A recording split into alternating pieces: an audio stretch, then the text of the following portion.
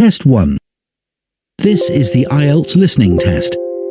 You will hear a number of different recordings and you will have to answer questions on what you hear. There will be time for you to read the instructions and questions and you will have a chance to check your work. All the recordings will be played once only. The test is in 4 parts. At the end of the test, you will be given 10 minutes to transfer your answers to an answer sheet. Now turn to Part 1.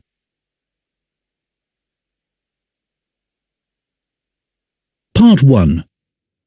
You will hear an interview with a woman who is doing a survey on transport. First, you have some time to look at questions 1 to 5.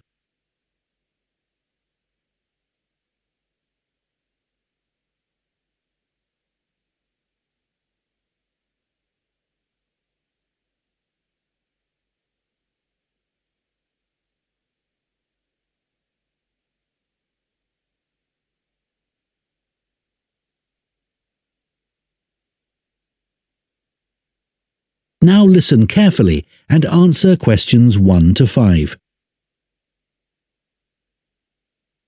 Excuse me, would you mind if I asked you some questions? We're doing a survey on transport. Yes, that's okay. First of all, can I take your name?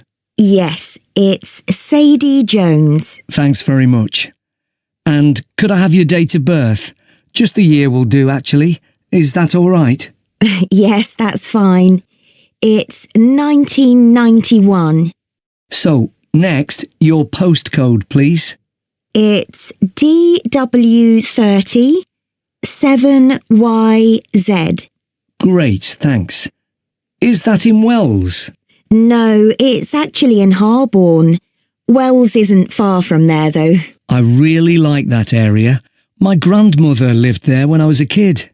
Yes, it is nice. Right, so now I want to ask you some questions about how you travelled here today. Did you use public transport?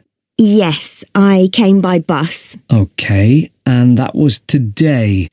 It's the 24th of April, isn't it? Isn't it the 25th? No, actually, you're right. And what was the reason for your trip today? I can see you've got some shopping with you. Yes, I did some shopping, but the main reason I came here was to go to the dentist. That's not much fun. Hope it was nothing serious. No, it was just a checkup. It's fine. Good. Do you normally travel by bus into the city centre? Yes, I stopped driving in ages ago because parking was so difficult to find. And it costs so much. I see. The bus is much more convenient too. It only takes about 30 minutes. That's good. So where did you start your journey? At the bus stop on Claxby Street. Is that CLAXBY? That's right. Before you hear the rest of the conversation, you have some time to look at questions 6 to 10.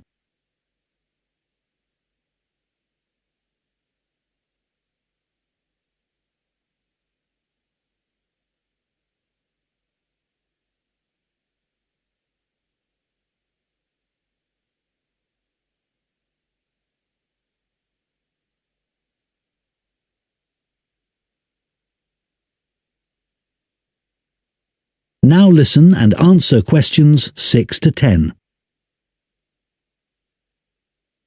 And how satisfied with the service are you? Do you have any complaints? Well, as I said, it's very convenient and quick when it's on time. But this morning it was late. Only about 10 minutes, but still. Yes, I understand that's annoying. And what about the timetable? Do you have any comments about that? I suppose I mainly use the bus during the day, but any time I've been in town in the evening, for dinner or at the cinema, I've noticed you have to wait a long time for a bus. There aren't that many. OK, thanks. So now I'd like to ask you about your car use. Well, I have got a car, but I don't use it that often, mainly just to go to the supermarket. But that's about it, really. My husband uses it at the weekends to go to the golf club. And what about a bicycle? I don't actually have one at the moment. What about the city bikes you can rent? Do you ever use those? No, I'm not keen on cycling there because of all the pollution. But I would like to get a bike. It would be good to use it to get to work. So why haven't you got one now? Well, I live in a flat on the second floor, and it doesn't have any storage, so we'd have to leave it in the hall outside the flat. I see. OK, well, I think that's all we need from you today, Sadie. That is the end of part 1. You now have 1 minute to check your answers to part 1.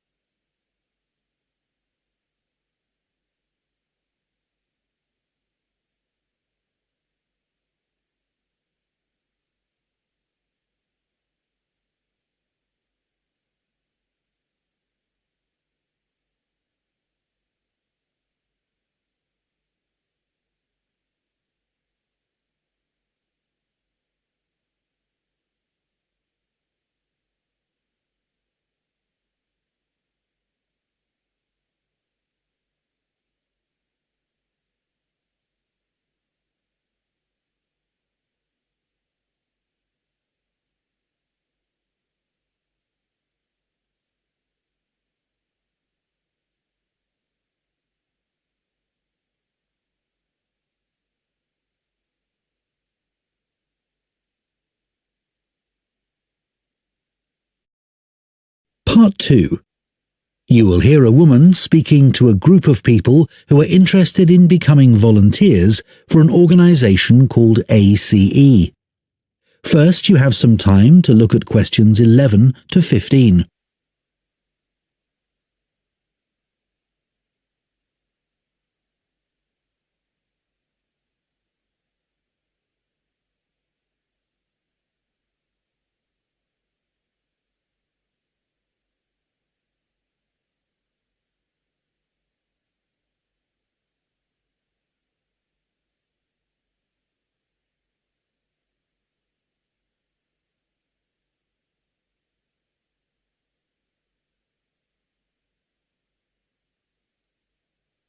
Now listen carefully and answer questions 11 to 15.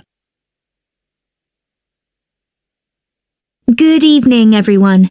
Let me start by welcoming you all to this talk and thanking you for taking the time to consider joining ACE Voluntary Organisation.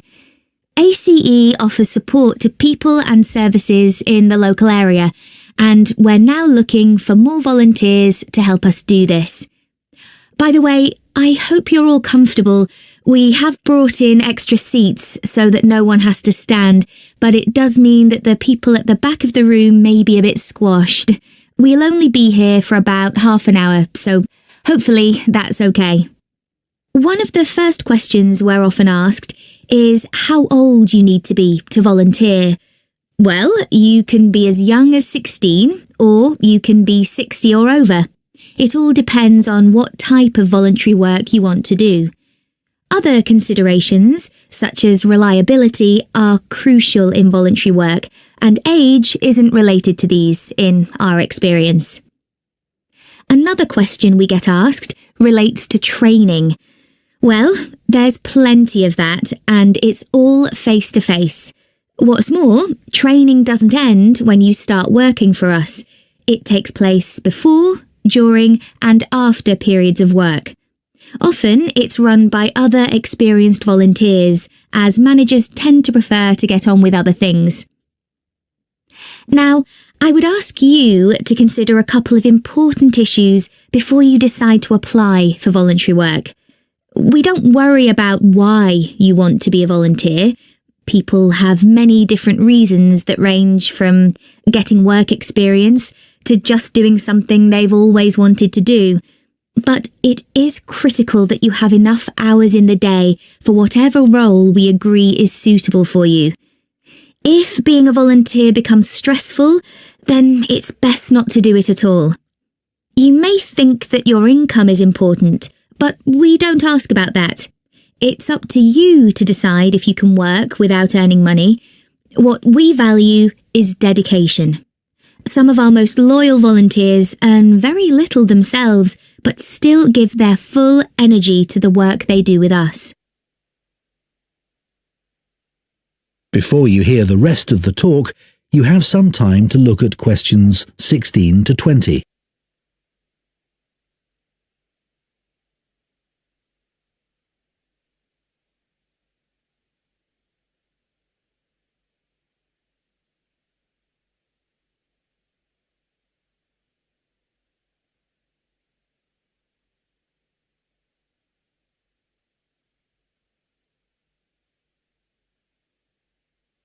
Now listen and answer questions 16 to 20. Okay, so let's take a look at some of the work areas that we need volunteers for and the sort of things that would help you in those. You may wish simply to help us raise money. If you have the creativity to come up with an imaginative or novel way of fundraising, we'd be delighted, as standing in the local streets or shops with a collection box can be rather boring. One outdoor activity that we need volunteers for is litter collection, and for this, it's useful if you can walk for long periods, sometimes uphill. Some of our regular collectors are quite elderly, but very active and keen to protect the environment. If you enjoy working with children, we have 3 vacancies for what are called playmates. These volunteers help children learn about staying healthy through a range of out-of-school activities. You don't need to have children yourself, but it's good if you know something about nutrition and can give clear instructions. If that doesn't appeal to you, maybe you would be interested in helping out at our story club for disabled children, especially if you have done some acting. We put on 3 performances a year based on books they have read, and we're always looking for support with the theatrical side of this. The last area I'll mention today is first aid. Volunteers who join this group can end up teaching others in vulnerable groups who may be at risk of injury.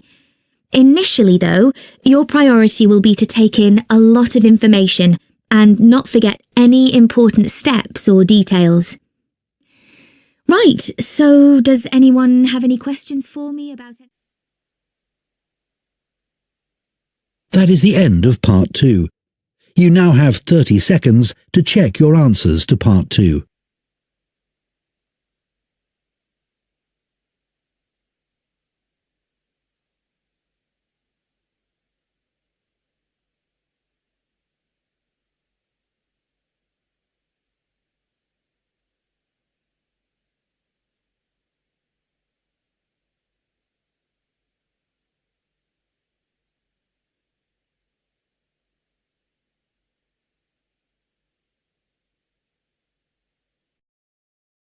Part 3.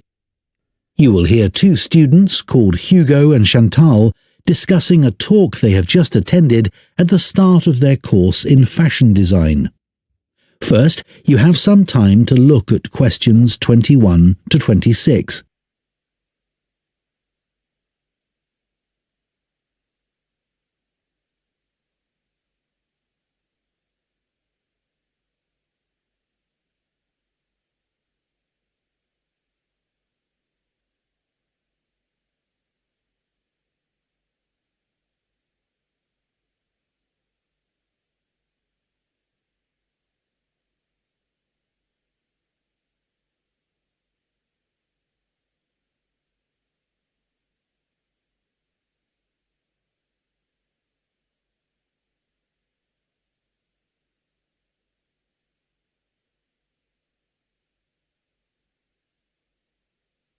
Now listen carefully and answer questions 21 to 26. Hi, Chantal. What did you think of the talk then? Hi, Hugo. I thought it was good once I'd moved seats. Oh, were the people beside you chatting or something? It wasn't that. I went early so that I'd get a seat and not have to stand. But then this guy sat right in front of me and he was so tall. It's hard to see through people's heads, isn't it? Impossible. Anyway, to answer your question, I thought it was really interesting, especially what the speaker said about the job market. Me too. I mean, we know we're going into a really competitive field, so it's obvious that we may struggle to get work. That's right. And we know we can't all have that dream job. Yeah, but it looks like there's a whole range of areas of work that we hadn't even thought of, like fashion journalism, for instance. Yeah, I wasn't expecting so many career options. Overall, she had quite a strong message, didn't she? She did. She kept saying things like, I know you all think this, but... And then she'd tell us how it really is. Perhaps she thinks students are a bit narrow-minded about the industry. It was a bit harsh, though. We know it's a tough industry. Yeah, and we're only first years after all. We've got a lot to learn. Exactly. Do you think our secondary school education should have been more career-focused? Well, we had numerous talks on careers, which was good, but none of them were very inspiring. They could have asked more people like today's speaker to talk to us. I agree. We were told about lots of different careers, just when we needed to be, but not by the experts who really know stuff. So, did today's talk influence your thoughts on what career you'd like to take up in the future? Well, I promised myself that I'd go through this course and keep an open mind till the end. But I think it's better to pick an area of the industry now and then aim to get better and better at it. Well, I think we'll just have to differ on that issue. One thing's for certain, though. From what she said, we'll be unpaid assistants in the industry for quite a long time. I'm prepared for that. Aren't you? Actually, I'm not going to accept that view. Really? But she knows it's the case, and everyone else says the same. That doesn't mean it has to be true for me. Okay. Well, I hope you're right. Before you hear the rest of the discussion, you have some time to look at questions 27 to 30.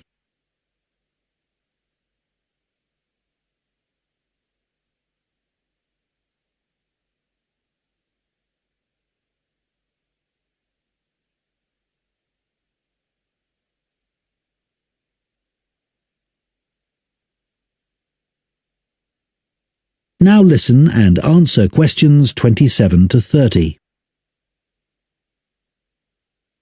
I thought the speaker's account of her first job was fascinating. Yeah. She admitted she was lucky to get work being a personal dresser for a musician. She didn't even apply for the job, and there she was getting paid to choose all his clothes. It must have felt amazing. Though she said all she was looking for back then was experience, not financial reward. And then he was so mean, telling her she was more interested in her own appearance than his. But she did realise he was right about that, which really made me think. I'm always considering my own clothes, but now I can see you should be focusing on your client. She obviously regretted losing the job. Well, as she said, she should have hidden her negative feelings about him, but she didn't. It was really brave the way she picked herself up and took that job in retail. Fancy working in a shop after that? Yeah, well, she recommended we all do it at some point. I guess, as a designer, you'd get to find out some useful information, like how big or small the average shopper is. I think that's an issue for manufacturers, not designers. However, it would be useful to know if there's a gap in the market, you know? An item that no one's stocking, but that consumers are looking for. Yeah, people don't give up searching. They also take things back to the store if they aren't right. Yeah. Imagine you worked in an expensive shop and you found out the garments sold there were being returned because they fell apart in the wash. Yeah, it would be good to know that kind of thing. Yeah. That is the end of part 3. You now have 30 seconds to check your answers to part 3.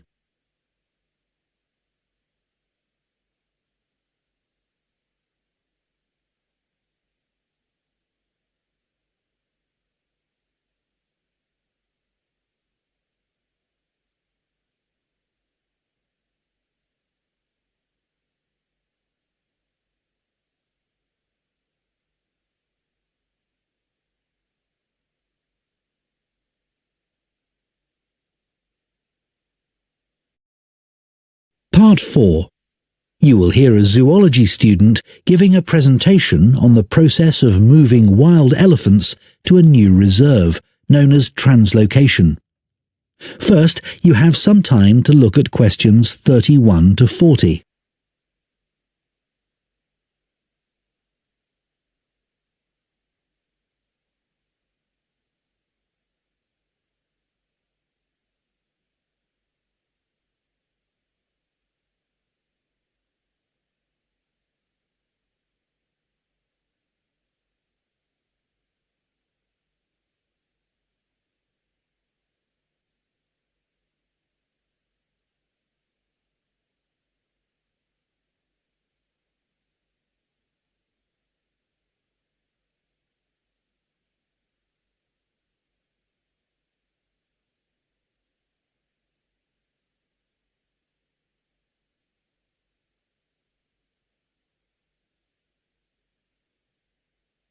Now listen carefully and answer questions 31 to 40. For my presentation today, I want to tell you about how groups of elephants have been moved and settled in new reserves. This is known as translocation and has been carried out in Malawi in Africa in recent years. The reason this is being done is because of overpopulation of elephants in some areas. Overpopulation is a good problem to have, and not one we tend to hear about very often. In Malawi's Majeti National Park, the elephant population had been wiped out by poachers, who killed the elephants for their ivory. But in 2003, the park was restocked and effective law enforcement was introduced. Since then, not a single elephant has been poached. In this safe environment, the elephant population boomed. Breeding went so well that there were more elephants than the park could support. This led to a number of problems. Firstly, there was more competition for food, which meant that some elephants were suffering from hunger. As there was a limit to the amount of food in the national park, some elephants began looking further afield. Elephants were routinely knocking down fences around the park, which then had to be repaired at a significant cost. To solve this problem, the decision was made to move dozens of elephants from Majeti National Park to Nkotakota Wildlife Park, where there were no elephants. But, obviously, attempting to move significant numbers of elephants to a new home 300 kilometres away is quite a challenge.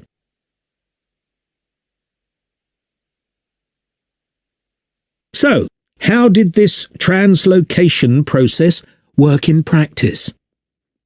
Elephants were moved in groups of between 8 and 20, all belonging to one family. Because relationships are very important to elephants, they all had to be moved at the same time. A team of vets and park rangers flew over the park in helicopters and targeted a group, which were rounded up and directed to a designated open plain. The vets then used darts to immobilize the elephants. This was a tricky maneuver, as they not only had to select the right dose of tranquilizer for different-sized elephants, but they had to dart the elephants as they were running around. This also had to be done as quickly as possible, so as to minimize the stress caused. As soon as the elephants began to flop onto the ground, the team moved in to take care of them. To avoid the risk of suffocation, the team had to make sure none of the elephants were lying on their chests, because their lungs could be crushed in this position. So, all the elephants had to be placed on their sides. One person stayed with each elephant while they waited for the vets to do checks. It was very important to keep an eye on their breathing. If there were fewer than 6 breaths per minute, the elephant would need urgent medical attention. Collars were fitted to the matriarch in each group so their movements could be tracked in their new home. Measurements were taken of each elephant's tusks. Elephants with large tusks would be at greater risk from poachers, and also of their feet. The elephants were then taken to a recovery area before being loaded onto trucks and transported to their new home. The elephants translocated to Nkota settled in very well, and the project has generally been accepted to have been a huge success, and not just for the elephants. Employment prospects have improved enormously, contributing to rising living standards for the whole community. Poaching is no longer an issue, as former poachers are able to find more reliable sources of income. In fact, many of them volunteered to give up their weapons, as they were no longer of any use to them. More than 24 elephants have been born at Nkota since relocation. With an area of more than 1,800 square kilometres, there's plenty of space for the elephant population to continue to grow. Their presence is also helping to rebalance Nkotakota's damaged ecosystem and providing a sustainable conservation model which could be replicated in other parks. All this has been a big draw for tourism, which contributes 5 times more than the illegal wildlife trade to GDP, and this is mainly because of the elephants. There's also been a dramatic rise in interest from others. That is the end of Part 4. You now have 1 minute to check your answers to Part 4.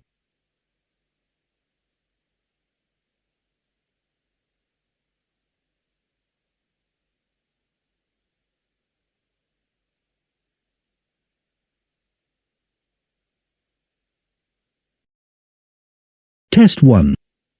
This is the IELTS listening test.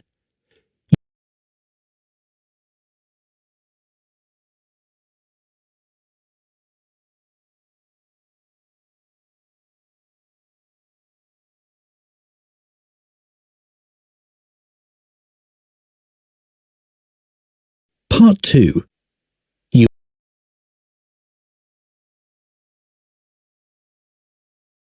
Part 3.